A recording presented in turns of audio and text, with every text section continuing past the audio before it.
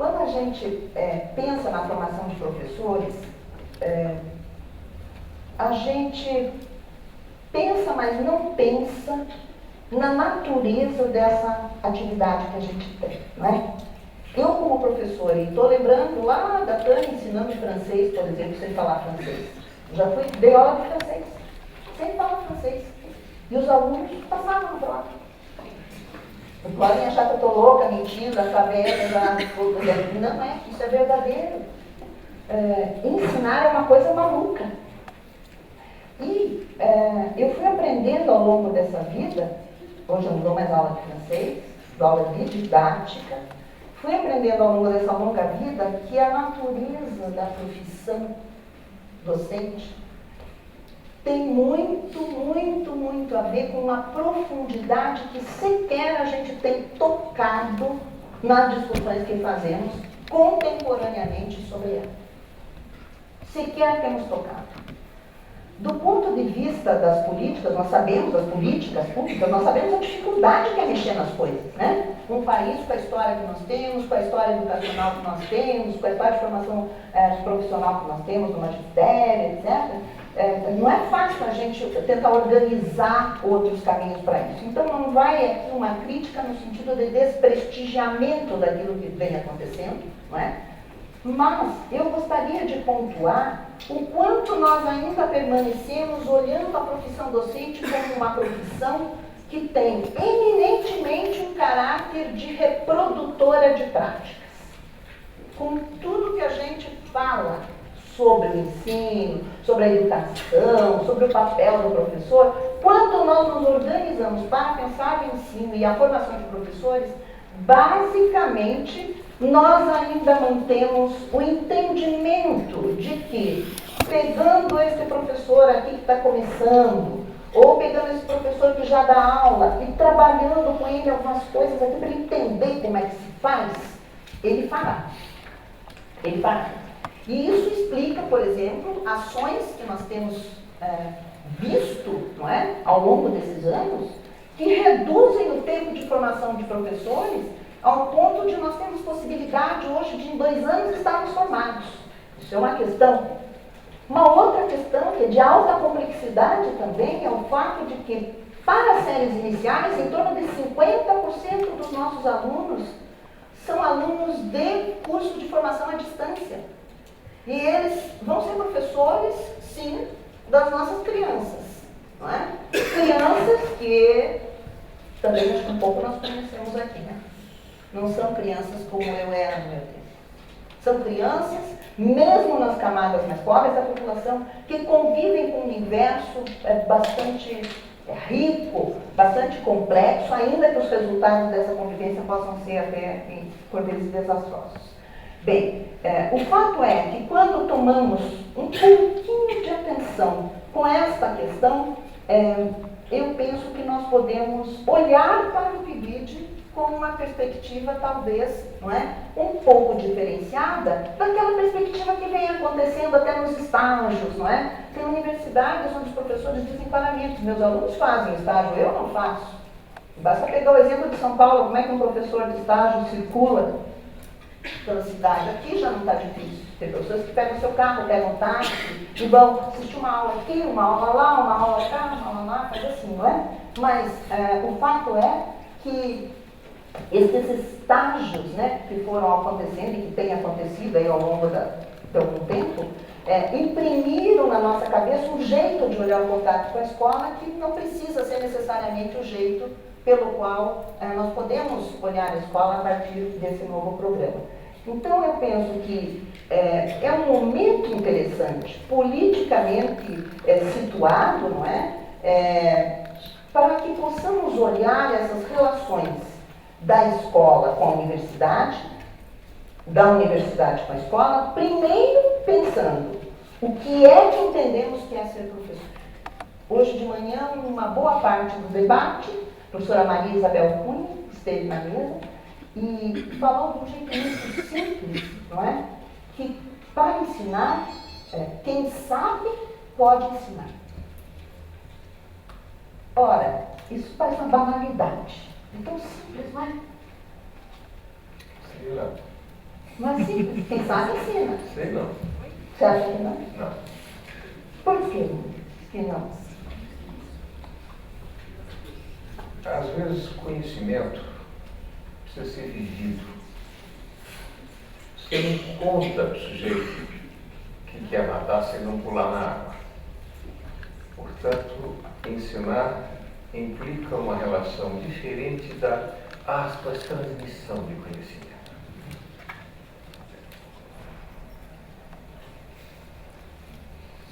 Pois acho que a questão está meio aí mesmo, né? O que é saber, né? O que é saber? O que um professor precisa saber para ensinar? Nós costumamos dizer isso, sabe o conteúdo do ensino. E a gente costuma nas aulas de didática dizer isso, que a gente vem com essa formação, não é? Dá um giz na mão do menino e diz para ele, vai dar uma aula de física, dá uma aula de química, dá uma aula, ele dá. De didática também. Ele ensina, se o sujeito não aprende é problema do outro, né? Essa ideia do ensino, não é, meninas? Que a gente tem muito arraigada.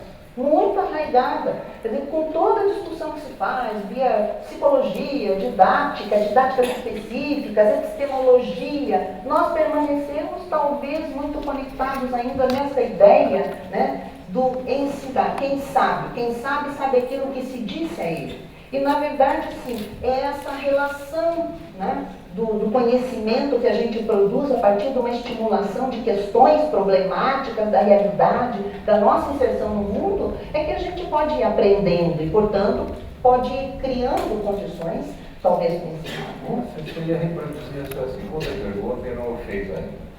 Fez essa pergunta, que essa é o professor, e a segunda pergunta. E a segunda pergunta? A segunda questão...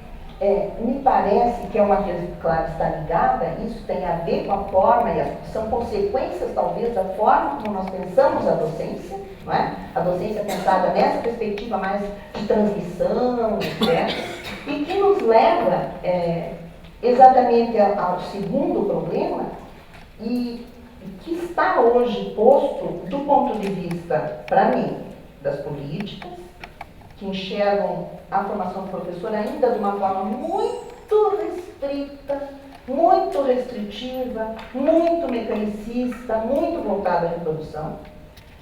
A própria concepção social, não é, que nós temos do trabalho docente, e isso não é um problema, não adianta derrubar o governo, está impregnada na nossa cultura, né? Uma avaliação social sobre o trabalho do professor que nos leva hoje a encontrar os meninos na licenciatura muito desestimulados, não é? De 30, semestre tinha 60 na sala, dos 60, não mais do que 4 expressaram o seu desejo, ainda que bagunçado e balançado pelas condições objetivas, de ser professor, embora a gente saiba também que muitos acabaram sendo por diferentes imposições. Então, nós temos uma questão, uma questão relacionada à concepção social sobre a profissão docente, que eu acho que também nos leva a questionar, não é?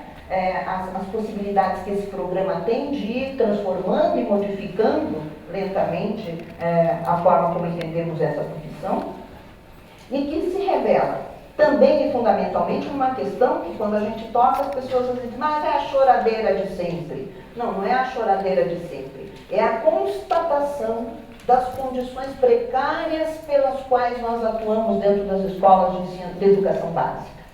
Antes de entrar na universidade, eu trabalhei 24 anos e 8 meses na escola de educação básica. Só não aposentei porque eu achei que eu ia me sentir muito velha, mas estava quase para me aposentar. E aí eu fui à universidade. Eu não sou uma pessoa pessimista e que diz assim, não, tudo está pior do que era no meu tempo, de jeito nenhum. Eu afirmo categoricamente que a escola hoje é melhor, só pelo fato de ter escola para todo mundo, ou para quase todo mundo, ou para alguns que ficam algum tempo e não para todos em todo tempo, ou há restrições, está bem, mas temos escola. Eu acho que isso foi um passo importante. Agora, a condição pela qual o nosso sistema público de ensino está organizando o trabalho escolar impõe condições objetivas de trabalho aos professores, não é?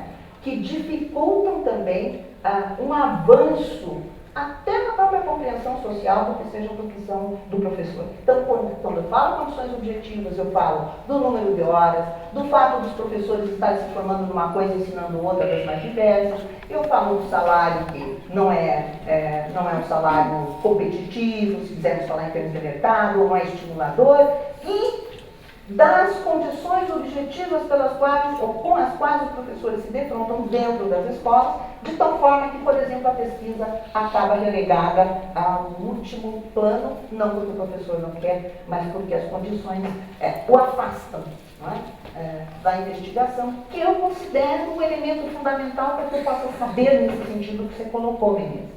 Então, eu creio que são coisas interligadas, mas são duas preocupações. Quando eu olho o PIBID, eu digo, bom, que é uma possibilidade interessante? Não tenho dúvida.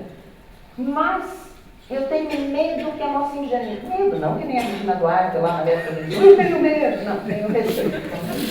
Eu tenho receio que a gente comece de novo a criar aqui uma certa cultura que já existe, por exemplo, quando se trata de bolsas de iniciação científica.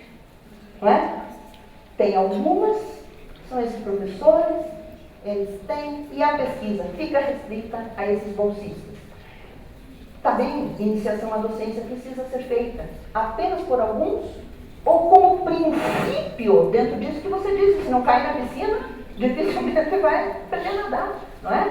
Então, entendendo como uma política que é estimuladora num certo momento, eu creio que esse é um ponto bom para a gente conversar sobre ele aqui, né? E pensando daí na relação da escola com a universidade, a gente se situar para que a gente enxergue onde nós não podemos nos equivocar e nem podemos nos acomodar, ainda que a gente saiba o valor de uma bolsa, e isso eu aprendi indo agora a essa avaliação, em algumas regiões, especificamente no Brasil, onde de fato os alunos estão permanecendo na licenciatura porque essa bolsa os impede de sair à procura de outras coisas. Então nós sabemos que a bolsa não é a questão essencial, que deve nos mover, mas eu penso que sim, a forma como esse programa se constitui, que inclui bolsas para o professor de escola básica, bolsas para o aluno, para o coordenador da universidade, portanto movimenta recursos, não é? Imprime a esse programa certas características que talvez venham a exigir da gente um cuidado também específico. Então, a primeira pergunta, eu podia tratar muito brevemente, reproduzir um diálogo que eu tive há pouco com dois bolsistas do PIBID, um interessado em teatro e outro uma licenciada em bacharelado em física. Eu estava discutindo por conta do Bernardo, né, que é do teatro. Rodrigo.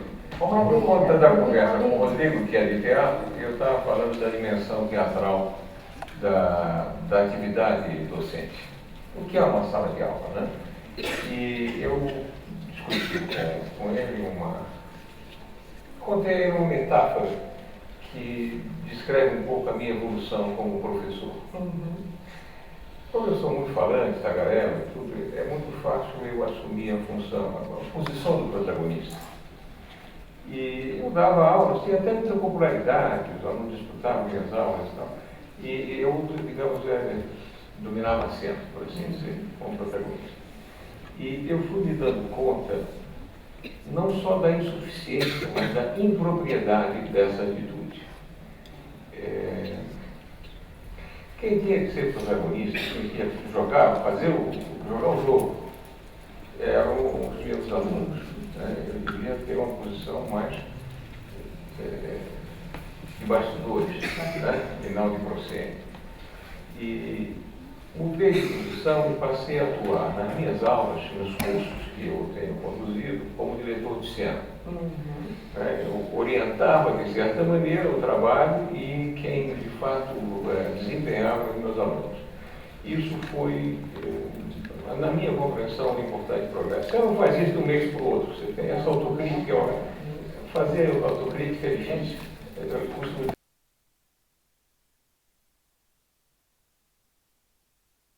A atitude é difícil. E eu mudei essa atitude e eu acho que com um certo sucesso. mas precisamente porque eu formo professores, como você há muitos anos, eu pude perceber que quem tinha que dirigir a cena eram os meus alunos. Não bastava eu ser diretor e sempre passar o protagonista, eles precisavam dirigir cena. Então, continuando com o Rodrigo, a minha metáfora teatral, eu mudei de posição e passei a ser o produtor dos meus cursos. Então, nos cursos que eu conduzo atualmente, segunda-feira tem curso de manhã, de noite, de graduação, eu viro produtor dos meus cursos, quer dizer, eu escolho de certa maneira a peça, né? Nesse caso eu fiz a história da física do século XX, um pouco o ambiente, o cenário, etc. Mas quem vai dirigir a cena e ser protagonista são os meus alunos. Literalmente eu vivo a luz dos meus alunos, a partir da terceira aula mais ou menos, eu tenho um conceito que é construir a turma. Quando a turma está construída, o jogo rola legal. Não é que me torne supérfluo, você tem uma outra função. Quando a gente vê uma boa orquestra, o maestro faz aquele espetáculo todo, dá a impressão que ele é desnecessário. As pessoas nem olham direito para o maestro, mas fica virando a partitura e tal. O trabalho mais importante do maestro é antes do espetáculo, é a construção do espetáculo. Ali ele faz parte do espetáculo, mas o trabalho mais importante foi a preparação da orquestra. Eu poderia continuar com essa metáfora no sentido do técnico de um desporto qualquer, de futebol e tal. O técnico que tem que ficar na beira do campo gritando para os jogadores é um mau técnico.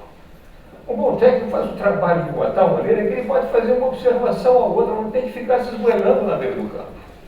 O trabalho do técnico é a construção da equipe para o bom desenvolvimento.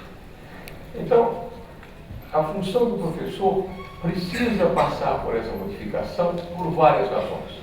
Havia um elemento, a primeira formulação da sua segunda questão, que é a mudança dos alunos e das relações, etc. Ora, a aula não deve mais ser necessária para passar informação, para informar ninguém. As pessoas se informam de mil maneiras.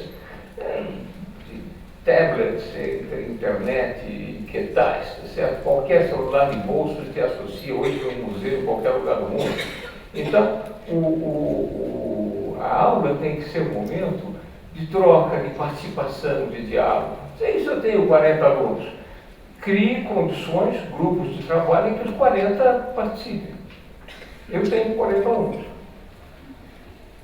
O primeiro momento da aula, de uma aula, depois da aula já tem engrenada, da turma construída, eles vêm para um papo com o seu grupo de referência, 4 ou 5. É um tumulto, porque são aquelas panelinhas discutindo e tal. O segundo momento é uma plenária, que é uma troca de informações, leituras que fizeram, dúvidas, etc. O terceiro e quarto momento são aulas dadas dentro da minha aula por grupos de alunos, aprofundando as leituras feitas pelos colegas. O último momento da minha aula é uma pequena conferência de 20 minutos que eu faço, que é para dar água na boca das leituras que eles farão para a semana seguinte. Nesse modelo, eu tenho sim um papel que eu exerço com absoluta consciência de que exerço, mas é muito mais de produção e de estímulo do trabalho que vai ser deles. Eu acho que essa revisão da função do professor vale não só para a universidade, para alunos que estão se formando para ser professor. O meu modelo de aula, eu vou colher, sabe onde? Na educação infantil. O bom modelo de aula é o modelo da educação infantil. As crianças não ficam lá perfiladas ouvindo uma professora falar ou escrever no quadro, elas ficam fazendo coisas, convivendo, ficam aprendendo sim, aprendendo a conviver, a lidar com objetos. Tem uma dimensão lúdica e teatral muito importante. Nós temos que reinventar a educação nesses outros tempos. Nós herdamos uma educação da sociedade industrial da qual nós estamos nos despedindo. Por que você põe 40 alunos numa classe? Porque é mais barato, linha de montagem. Tá? Você não cria uma linha de montagem para produzir um televisor, você quer produzir 1000. Só que nós não precisamos mais de gente igual formatada, como quem produz televisão em linha de montagem. Você precisa de gente com iniciativa, gente capaz de dizer não, gente capaz de propor. Né? E você só tem um jeito de aprender a argumentar e dizer não. É se a aula for um momento de argumentar e dizer não. Dá para fazer isso com 40, se não dá, crie grupos de trabalho menores, etc. E crie um momento de socialização. Agora, o professor que nós formamos hoje na universidade, minto, que nós carimbamos o diploma de professor e nunca só vai se aprender a ser professor lá, ele fica sentadinho, quieto, ouvindo alguém ser professor na frente dele. Ele vai para a escola de base e tenta fazer a mesma coisa, e é um desastre, não funciona. Então, nós temos uma escola muito ruim, desgraçadamente ruim. Não é mais ou menos, quer dizer, você imagine, em qualquer época, qualquer escola decente, em um ano a criança está alfabetizada. Ora, nós recebemos hoje, depois de toda essa seleção, alunos da universidade subalfabetizados, por letramento incompleto. Isso dá a ideia da desgraça que é a educação que nós temos e a desgraça da formação de professores. E aí a segunda questão, PIBID e a sua insuficiência. O PIBID é um programa absolutamente correto, ele está na direção certa, eu sou entusiasta do PIBID.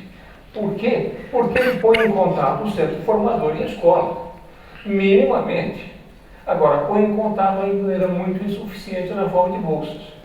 Tá certo? Cada licenciando deveria passar um bom tempo na escola dando aula, conduzindo aulas com jovens e crianças de fato reais, com supervisão. Eu brincava numa conversa há pouco, quer dizer, imagine que um pediatra fosse pela primeira vez, já com diploma de pediatria na mão, pela primeira vez receber uma criança doente no seu consultório sem nunca ter feito isso antes. Ele só é pediatra depois de uma residência pediátrica de pelo menos um ano com supervisão. Nós só deveríamos carimbar o diploma de professor em gente que já deu aula, conduziu uma turma um ano inteiro com supervisão. Mas para isso é preciso ter qualidade pedagógica lá na escola. Você precisa ter na escola, não na universidade, não só na universidade, professores formadores. Só tem um jeito de fazer isso, é estruturar a carreira do professor para que ela possa evoluir e você possa, como no meio acadêmico, assumir diferentes funções e se tornar coordenador de área, supervisor e formador. Nessa medida, a escola seria um campus avançado do centro formador. E o professor formador que está na escola, que pode fazer um mestrado, talvez profissionalizante, etc., ele seria corremunerado pelo centro formador. E carreira de professor ia ser diferente de ficar velho. Hoje, carreira de professor é ficar velho. Não tem escalas, está certo? É só um tempo de serviço. Literalmente ficar velho. Né? É bom ficar velho, não é que não ficar, eu posso testemunhar isso. Essa não tem que ser a única graça da vida, está certo? Então, essa outra configuração, o PIBID aponta nessa direção, mas precisa ser institucionalizado. Eu estou brigando nessa direção, junto ao MEC, etc., há alguns anos, e parece, no mês passado, que consegui uma unanimidade no CTC, e eu estou, nesse momento, precisamente no avião, vou esboçar melhor isso na volta, porque depois da manhã tem outra reunião do CTC em Brasília, estou propondo um edital de outra natureza, que é, eu não quero acabar com o PIBID, que ele continue, mais aprofundado, quer dizer, associando universidades, centros formadores e secretarias de educação, de tal maneira que você tenha um programa de estabelecimento do professor formador na escola, selecionar entre bons professores. Não tem que pegar um oportunista qualquer que quer ganhar mais, então ele entra. Tem que ser um cara que já é indicado porque ele é um muito bom professor, ele tem um bom desempenho. E a partir disso você abre a perspectiva de ele se tornar um formador. Eu acho que isso poderia ser subsidiado, financiado pelo MEC, pela CAC, que seja o financiamento público durante um ano, um pouco mais, mas depois ser incorporado pelas instituições que entraram nesse programa, como coisa regular. Quer dizer, aluno de licenciatura e que quer ser professor, que tem gente que está na licenciatura, mas quer fazer outra coisa na vida, não é crime nenhum, mas isso acontece muito. Que quer ser professor, ele vai passar um ano na escola, pelo menos, sob supervisão de um formador que trabalha na escola, que é professor também lá. Eu aperfeiçoaria um pouco mais essa proposta. Uma vez institucionalizado, a cada poucos anos, o professor formador da escola viria para a universidade, para o centro de formação, dar um curso fazer uma pesquisa, etc. E esse ano ele seria substituído por um professor da universidade que iria lá para a escola para ver o que é bom para a gripe. Né? Para ver como é que é fazer o trabalho. Eu costumo brincar disso. Se tu aprende a lidar com criança na universidade, com formadores, que não veem uma criança na escola desde o tempo que era criança estava na escola. Então, tem que acabar com esse abismo e estabelecer essa interrupção. E eu acho que o programa BBID é um muito bom programa, vai na direção correta, nós temos que ampliá-lo, dobrá-lo, triplicá-lo, mas ele tem que ser associado a um programa institucional que transforma isso em rotina, em coisa segura e não como uma coisa específica para quem quer que tenha conseguido concorrer e ganhar essa bolsa. Eu lidei muito brevemente com as outras questões, tem muito mais elementos atrás disso, mas na próxima troca de diálogo eu falo que senão vocês vão se enjoar da minha conversa aqui. Então, eu queria pegar dois ganchinhos também aí das suas falas, e um deles, você disse, o programa é bom, está na direção certa, e eu creio que ele tem essas qualidades, sim. Agora, quando você levanta essa possibilidade do menino ir, você usou a expressão, vou reproduzi-la aqui, porque tem questões com relação a ela. Você diz assim, um professor qualquer que acaba lançando mão, digamos, né, dessa posição até por causa da bolsa. E isso me remete exatamente ao fato de que a gente tem que se matar por uma bolsa de não sei quantos reais. Isso é verdadeiro. Então, em condições de carência, esse pequeno oportunismo é completamente compreensível. Então, nós temos essa questão para enfrentar isso. É um ponto interessante e problemático. Daí nós não vamos chorar sobre o leite derramado, mas a gente tem que tentar avançar até uma discussão pública sobre o sentido da profissão, como você bem colocou. E acho que a gente tem bastante concordância em relação à ideia de que se o mundo rodou, e rodou muito, ainda não rodamos o suficiente com relação à compreensão do que é ensinar. Né? Estar numa sala de aula não como um agente pouco importante, você diz, eu escolho o quê? Eu escolho a peça. E escolho uma porção de coisas que vão estar no parte do cenário, vou opinar, não é? Na posição dos participantes dessa peça. Então, o professor tem um papel fundamental na condução do trabalho da sua aula. O professor, esse individual que está ali na sua aula, com a sua disciplina. E para fazer isso, a gente também vai aprendendo, né? Apanhando e aprendendo. É num certo momento da carreira que você já consegue se entender melhor como uma pessoa que pode abrir mão desse aparente poder, não é? Sobre o conteúdo, sobre a aula, sobre o aluno, e passar a ser um dos elementos importantes, fundamentais, mas um dos elementos na constituição do espaço escolar. Particularmente se a gente aceitar a ideia de poder como responsabilidade. Então, às vezes a gente se sente, eu posso, né? E às vezes não se sente corresponsável pela coisa que está fazendo. Né? Então, eu acho que esse é um elemento fundamental, nós temos dificuldades, mas eu penso que a gente pode avançar também na compreensão pública dessas coisas, porque muitos de nós já entendem assim, mas tem que avançar na compreensão pública, na compreensão social mais alargada, para que as políticas também possam responder de forma mais habitada a isso. Agora, uma problemática que é séria também é o fato de que botar o menino dentro da sala de aula com um professor que é tido e sabido como um bom professor, elimina parte do problema, mas não elimina uma grande parte do problema, que é o fato de que as escolas hoje são espaços fragmentados. Não é? Então, você tem um professor, não por culpa da escola, deixo sempre muito claro, e a minha relação com a escola básica, ela permanece no projeto de extensão, ela é cotidiana, digamos assim. Não é? Estou convivendo com as professoras, com os alunos, com a organização do sistema, então eu não me distanciei, apesar de não ser mais professora das séries iniciais, não me distancio nem um minuto dessa preocupação e dessa realidade. Bem, e talvez não aguentasse mais voltar para a sala para dar aula para as crianças, porque já não costuma nem sentar no chão também, que a idade pesa, né? Mas tudo bem, poderia sentar ainda uma mesinha mais alta e resolver. Né? Bem, e as crianças me carregarem e ajudarem a levantar. Mas, enfim, as escolas, o professor está na escola e ele está sujeito a essa forma de organização escolar que é claro, um modelo muito forte também, não é? E que faz com que, por exemplo, as aulas sejam de 50 minutos, o professor mal entra, já tem que sair, daí o professor nunca viu uma criancinha mesmo na sua frente durante a sua formação, pega uma turma de sexto ano, primeira coisa que a criança diz, posso desenhar, professor? Que desenhar, guri? Que desenhar? Estou te pedindo para fazer um negócio aí, né? Ciência de desenhar. Não sabem lidar com as crianças que estão ali no sexto ano. Então, a escola também tem uma forma de estruturação, Menezes, que dificulta os professores, né? Você sabe bem disso.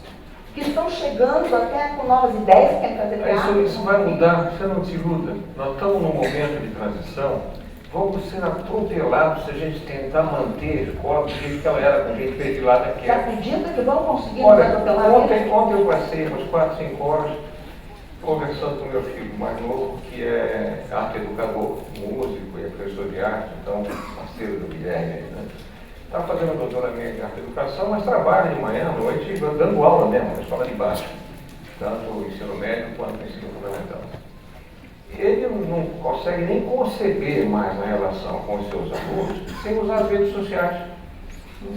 As redes sociais são um instrumento importantíssimo. Você entrar no Facebook lá do Fernando, tem um monte de trabalhos feitos na semana anterior para os seus alunos. Estão postados lá, discutidos e comentados, que você tem um trabalho de um aluno comentado por 3 ou 4 alunos. Portanto, a sala de aula de arte dele não termina naqueles 50 minutos. Ela fica aberta numa troca permanente. Tá certo? E isso é inevitável, não tem mais jeito. Não vai dar para disfarçar. Né? Quando você tem um professor de costa para tudo, escrevendo no quadro, que é o típico da minha universidade, não sei se desce, tá certo? Você não está desprezando a internet e as tecnologias modernas de informação, você está desprezando uma tecnologia muito antiga que é a imprensa de Gutenberg. Porque você está botando no quadro uma versão simplificada e mutilada do livro que o aluno devia ter lido, mas não leu. Percebe? A educação é gravemente conservadora. Mas se resistiu à imprensa de Gutenberg, não resiste às redes sociais digitais. Já bagunçou. Você não consegue mais montar a sala de aula passividade. Isso está sendo transformado na prática. E até no tapa, lamentavelmente. Né? Mas vai mudar. Eu tenho certeza disso. E não vai demorar muito, não. Vocês todos, como vocês professores, vão trabalhar já em outras circunstâncias. E, por favor, recebam isso alegremente. É muito mais gostoso ser partícipe de uma coisa, de uma troca, do que ser o cara que tem que falar o tempo todo sem cansar a beleza dos outros. Agora, eu creio, acho que você é mais otimista do que eu. Eu penso que não será um processo tão curto e tão rápido. Não, vai ser doloroso, mas vai ser curto. Doloroso? Eu não sei se será. Talvez, né? Quando a gente conseguir olhar os índices de abandono, por exemplo, da escola. Os jovens do ensino médio não estão na escola. Uma boa parte, o dado oficial é esse. Os meninos estão fugindo da escola. Então, qual é a minha preocupação, né? Quer dizer, de fato, essa coisa não vai. Uma razão para a mudança ser rápida. 2 coisas. Parte desse decréscimo tem a ver com o reaquecimento do mercado de trabalho. Como o ensino médio era um depósito de gente, que vocês não sabiam o que estava fazendo lá, nem o aluno, nem o professor sabia. O professor não sabe o que está ensinando geografia, história ou física, porque o aluno vai esquecer aquilo mesmo, porque a tia dele também já passou por aquilo e já esqueceu, pode estar sendo isso, tá certo? Para quê? Tá certo? É um depósito de gente. Esse depósito funciona quando você não tem o que fazer. Quando começa a enriquecer o mercado de trabalho, tem que cair a demanda do ensino médio. Essa é a primeira coisa. Segundo, o Enem hoje certifica. Você não precisa ter feito a escola. Passou no Enem, você pode exigir o certificado. Então a escola vai se tornar gravemente supérflua se ela não disser que veio. Tá certo? Então, simplesmente para ganhar o papelzinho, eu acho até sensato isso. Sensato isso. Chega, mostrou a competência, certifica. Então, você tem que fazer 4 anos do curso de padeiro. Você tem que saber fazer pão. Se você fizer bom direitinho, tem o diploma de padeiro, tá certo? Agora, o grave não é nem isso. O grave é uma escola que não serve para nada, porque o aluno passa 5 anos lá e está perfeitamente analfabeto. Isso é um negócio criminoso. criminoso. Quer dizer, essa incompetência escolar tem que ser denunciada tão grave como o desvio de dinheiro público. Tem que ir para o Supremo Tribunal Federal, tá certo? Agora, o responsável para a formação do professor somos nós. Então, nós temos que fazer autocrítica. O que acho que estamos fazendo? Ensinando todas as filosofias do mundo, só que a alfabetizadora não alfabetiza. Então, tem que chacoalhar esse treco, mudar essa história e mudar a nossa relação com a escola. Por isso que eu falei que o vídeo é a direção certa, mas é só a direção. O certo mesmo vai precisar de uma revolução. Mas ela acontece logo porque educação virou notícia. Já está no discurso do político, não está na prática dele, mas está no discurso, está certo? Então, isso tudo está levando a um turbilhão que vai nos atropelar. E graças a Deus vamos se atropelar. A gente não fez o serviço certo.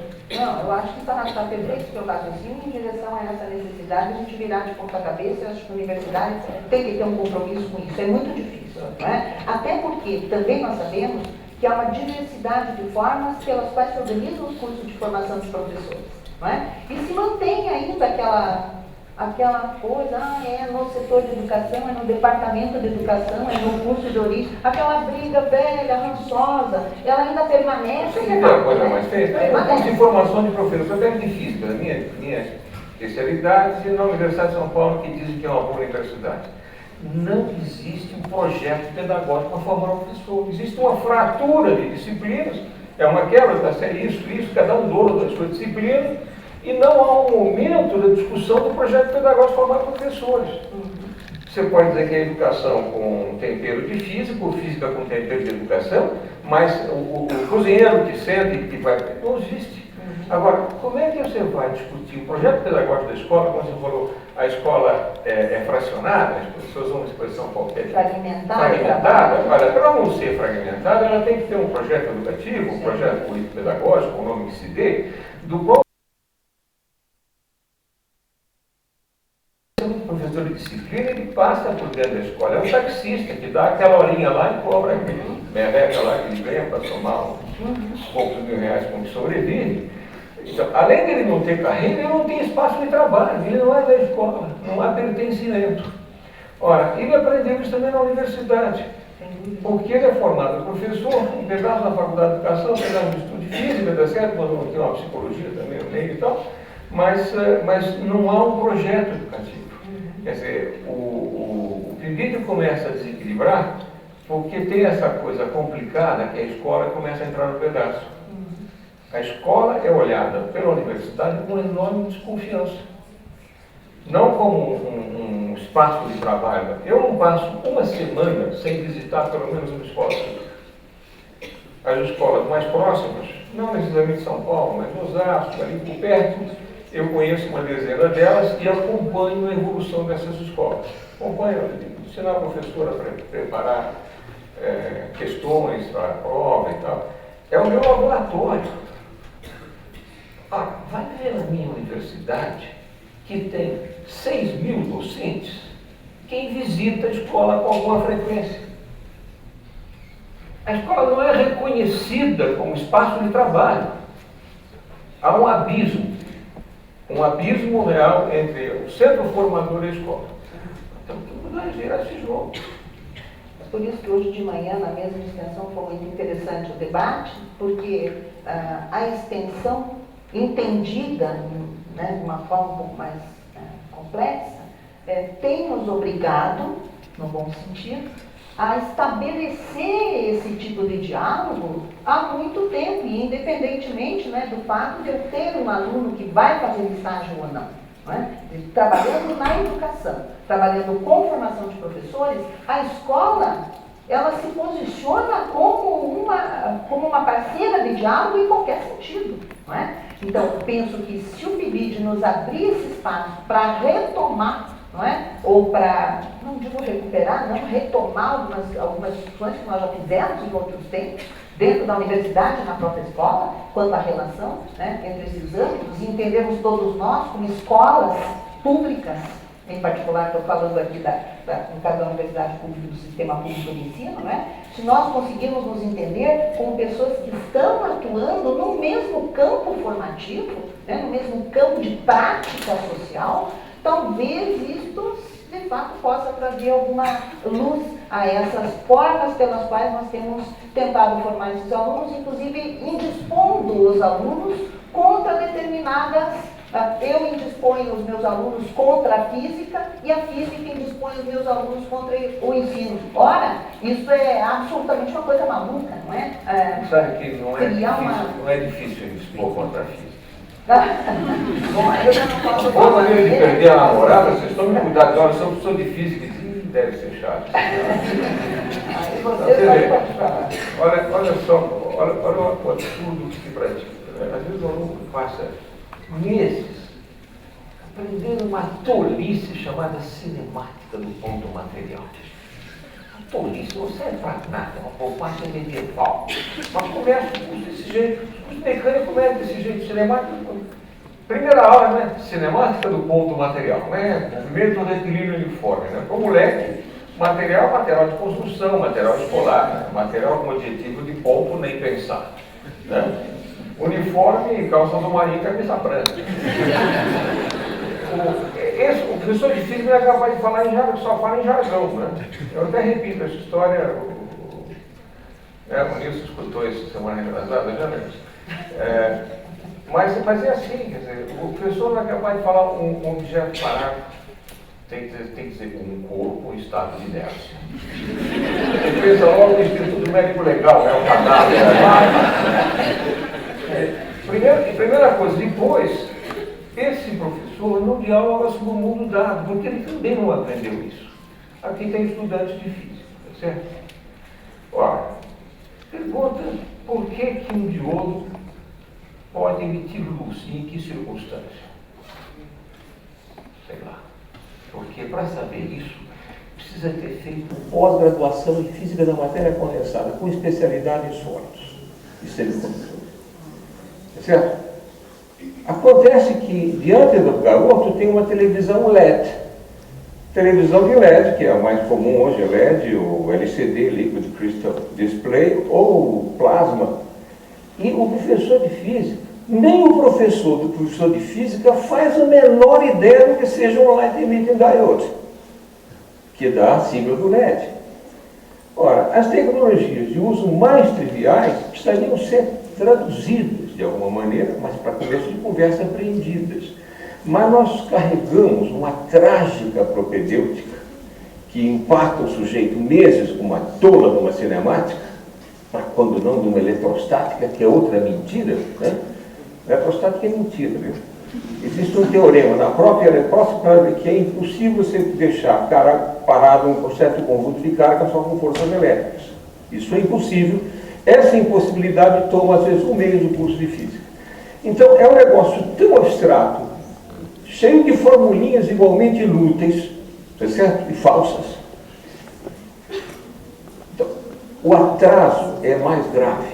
O atraso é mais grave. É uma distância dessa ciência, daquilo que já foi incorporado como tecnologia, para a qual você não está preparado sequer para conversar sobre isso, e o professor diante de uma pergunta dessa, ele já vai para a parede, tá certo? Acuado pela própria ignorância. E nós, na universidade, não equipamos esse jovem que vai ter que enfrentar os alunos para minimamente dialogar sobre o mundo à sua volta. Então, para desagradar com a física é fácil hoje. É só fazer o que está dito na maior parte dos livros, que é um grande nada. Agora, se abre o jornal, tem a questão da energia escura, da matéria escura, as questões de fronteira da física já são a última página do meu jornal diário. A página da ciência tem, pelo menos uma vez por semana, tem uma coisa de física de fronteira.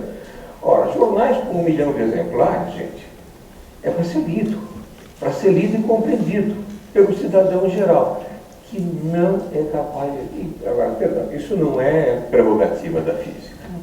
Isso acontece em absolutamente todas as disciplinas. Você aprende para não compreender. Para não compreender, tá certo? História que se ensina geralmente é história política. Tá certo? História econômica passa ao lado. Aliás, uma frase que eu li no avião, vou mostrar para vocês, porque eu li hoje, já anotei. Esse casaco aqui não é para frio, não, é minha sacola de carregar coisa, né? A bolsa escondida.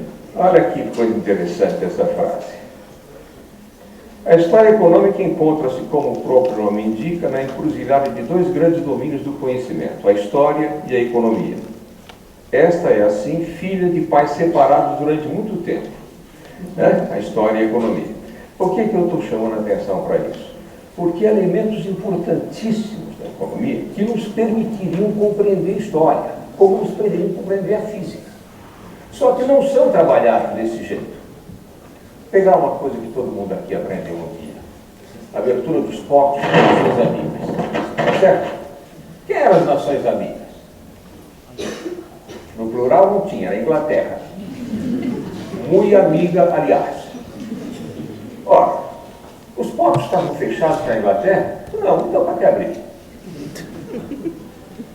Isso chegou a ser festejado, agora, há alguns poucos anos atrás, por 200 anos e tal, né? A televisão deu uma propaganda, a abertura do esporte e tal. O que significou a abertura? Foi um ato institucional. Como eu digo, ato 5, ato institucional. Quer dizer, significa, você pode exportar agora direto para a Inglaterra sem passar por Portugal. Bom, nem dá para passar, o governo português estava aqui no Brasil, foi o bloqueio continental, não tinha nem outro jeito, não tinha jeito. Então, podia mandar só para a Inglaterra. Bom, mas e aí, por que a importância disso? Bom, a Inglaterra vivia precisamente a Revolução Industrial e estava produzindo tecidos para o mundo inteiro. A globalização já começava lá no colonialismo. Ora, o ato complementar desse ato institucional proibiu no Brasil a produção de qualquer fio ou tecido. Quem não fosse índio, se vestisse, tinha que vestir tecido inglês. Ora, se nós olhássemos a dimensão econômica desse gesto político, a história faria sentido. Você compreenderia o colonialismo, o imperialismo e depois a condição global onde nós vivemos. Agora, essa história está colocada lá para memorizar e reproduzir e não para compreender o mundo. Do mesmo jeito que o x0 mais b0t mais o meio de at quadrado, que é uma integral que nunca foi feita pela escola, e o professor da escola também esqueceu como é que se faz. Então, é preciso revitalizar não só as formas de aprender com o protagonismo do aluno, mas também o que se aprende para quê. Um treco que não serve para nada, que não é nem enfeite porque é chato. Se fosse pelo menos divertido, aí tá bom, o lúdico vale. Né? A gente não precisa ser funcional em tudo. A gente faz amor, faz sexo porque é gostoso, não quer fazer filho, né? Não transar uma vez na vida, fez 2 filhos, acabou. Né? Então, eu não estou propondo que a escola seja funcional, que tudo sirva para alguma coisa, etc. Mas se não for gostoso e não serve para nada, vamos acabar com isso. Tá certo? Com o sexo não vão acabar não, porque faz sucesso até hoje, eu não sou louco. Não há de ser você. Pois é. Então, eu penso que você colocou muito bem que não é uma prerrogativa da física, não é? Ainda bem, porque senão, ou pena, porque senão a gente resolvia acabando com os físicos do mundo. Eu mesmo teria que me livrar do pobre do meu marido, assim, que não merece isso, mas resolveríamos o problema, não é, Lauro? Acabamos com o departamento de física na universidade. E com o sexo junto, pronto. Não, mas já não vou comentar com você, mas tudo bem. De qualquer forma, eu penso que essa é uma questão bem interessante, né, Menezes? Porque a nossa forma de compreender o conhecimento, e em todas as áreas, os meninos de história hoje deram um depoimento bastante forte nesse sentido, de como foi pela extensão que eles chegaram àquilo que seria a essência do conhecimento histórico, que é tomar as fontes, trabalhar com as fontes, organizar as fontes, interpretar as fontes, coisa que nas aulas de história acaba não acontecendo exatamente porque estamos dentro desse modelo ainda de transmissão e de transmissão aos alunos dos resultados das nossas pesquisas. Não é? Então, dentro da universidade, nós mantemos essa perspectiva muito forte e, é claro, a escola está respondendo também a um movimento que é mais geral em relação a isso. Nesse sentido, eu penso que o trabalho com a escola, não com o professor, vai ter que ser o nosso desafio também. Porque eu tenho um aluno fazendo o estágio de física, mas eu tenho fazendo o programa PIBIT, o outro está fazendo estágio lá na mesma escola de História, o outro está com um trabalho de língua portuguesa, do ensino de letras, etc. Bem, então eu tenho a escola como um conjunto que eu diria fragmentado por conta dessa história pela qual a escola vem sendo constituída, e no sistema público de ensino nós sabemos quais são as condições, não precisa voltar nisso, né, que fazem com que essa escola seja assim, né, o professor passa, como você falou, passou pela escola e vai, o outro não fica, e o outro vem e vai. Hoje uma dizia assim, o aluno terminou a aula, menino de 6º ano, a professora nova estava assumindo agora. Como uma professora nova está assumindo agora? Esses mil tiveram aula? Quantos tiveram no ano? Não sei. Quantos professores trocaram? Não sei. O menino, no final da aula, foi lá e deu, com licença, professora, pegou na mão dela, deixa eu apertar sua mão. Ela falou, mas por que você está apertando a minha mão? Seja bem-vinda e fique, por favor, porque nós não aguentamos mais não ter professoras. Isso é um menino de 11 para 12 anos, que fala numa escola hoje, ontem, que a menina assumiu. Na verdade, o desafio, me parece, que se põe sim em programas, em pensar programas, ou nós pensarmos dentro da universidade formas de poder juntar alguma coisa dentro da escola também. Porque se nós continuarmos trabalhando, não é, individualmente, eu tenho que juntar com o Guilherme, que é da música, com o Eduardo, que é da filosofia, eu tenho que trabalhar também um pouco mais cooperativamente, colaborativamente dentro da universidade, se eu quiser vencer essa distância, que não é só uma distância porque a universidade vai para um lado e a escola vai para o outro. Não é uma distância que está construída só porque a universidade vai lá dizer qual é o melhor jeito. Sem ouvir o que esses professores têm a dizer, Menezes, acho que essa é uma questão importante. Tem que ver os alunos também, viu? Ah, com certeza. Tem que ver os alunos. Eu tenho uma escola que eu estava muito mal uns anos atrás, e eu comecei, uma dessas minhas escolinhas, minhas laboratórios. Essa era bem pertinho de casa, o apartamento que eu morava até uns 2 meses atrás. E eu fui conversar, a escola estava com dificuldade, me avisaram e tal, eu já conheci a escola há mais tempo. Eu tive uma conversa com os professores, os chamados HDPCs, que usaram o horário de trabalho pedagógico letivo. E, bom, eu ouvi sobretudo queixa dos alunos, quer dizer, eles queixando dos alunos. São irreverentes, são rudes, são não sei quantos e tal. Aí eu fiz uma reunião com representantes de classe. Eu sou enxerido, eu vou chegando lá, qual é a hora que se reúne e tal. E aí eu ouvi queixa dos dois lados. Eles queixavam dos colegas mais buliçosos, mais barulhentos, bagunceiros, e também dos professores mais apáticos. Aí eu pedi uma reunião, que foi, acho que a mais criativa, mais interessante, que me trouxe mais informações. Pedi que os representantes de classe me trouxessem, um pequeno auditório lá, os dois alunos um par de alunos, os mais ferozes, determinados, estudiosos e tal, e disciplinados, e os dois mais bagunceiros, mais revoltados e tal. E fiz uma pequena assembleia. Pequena não, umas 2 horas. Tive que fazer um certo investimento pessoal. Levei um saquinho de picolé, né? Veio de quebrar o gelo, né? Para trazer algum gelo, né? E conversamos longamente. Ouvi uma porção de queixas sobre alguns professores individualmente, mas uma queixa me chamou muito a atenção porque ela foi muito precisamente formulada. Isso tinha a ver com o desempenho mau na escola. A escola tinha um baixo desempenho. As provas que nós fazemos, segundo a maior parte dos alunos, não tinha nada a ver com o que tinha sido aprendido nas aulas no bimestre correspondente. Eu fiquei pensando, será que é possível, né?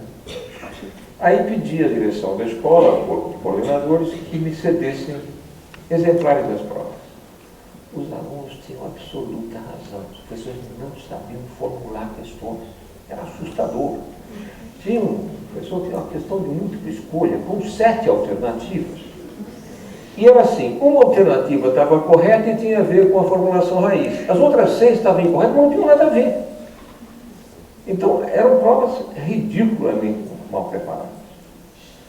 Aí eu fiz um pequeno programa, não durou muito, foram 3 sessões, de aprender a preparar a prova de múltipla escolha. Difícil preparar boas provas de múltipla escolha. E fizemos os exercícios, e a partir desses exercícios, eu levei para casa Nós abrimos os cadernos que eles estavam revisando, pegávamos uma página, fazíamos questões sobre aquilo e tal. Eu fiz a lição de casa e voltei com minhas sugestões. Bom, atualmente, essa escola, a cada 2 meses, faz 4 provões da escola, por área de conhecimento. 2 semanas antes, os professores apresentam 4 questões que correspondem ao que eles acham que de fato funcionou naquele semestre. A escola monta o provão e, alternadamente, mês sim, mês não, tem uma prova por disciplina discursiva. Bom, a escola se tornou uma das melhores do Estado, virou história de referência, tempo integral, etc. Ora, essa intervenção, que não me custou muito, em termos de tempo, mas com a qual eu aprendi bastante, mas você tem que ouvir os alunos. Tem que ouvir os alunos. Eles são, o professor está na escola por causa do aluno, não vice-versa. Essa atenção é a razão de ser. E esse diálogo crítico, se você ouvir, mas ouvir mesmo, né? Não adianta eu fazer de conta que ouviu, né? Ouvir mesmo. E, às vezes, esses alunos mais revoltados, mais indisciplinados, às vezes são os mais inteligentes. Eles estão revoltados com razão. Tá certo? E por isso eles se tornam apáticos ou se tornam agressivos, porque eles se dão conta da inutilidade daquele treco. Tá certo? Os mais obedientes, pode ser que tenham uma formação um pouco mais disciplinada, etc. E até pode ser que se deem mais tem na vida, né, outras coisas, porque ser disciplinado é bom, mas agora a disciplina também é ponto de chegada. A disciplina se aprende, não é pressuposto inicial. A escola precisa ensinar a disciplina.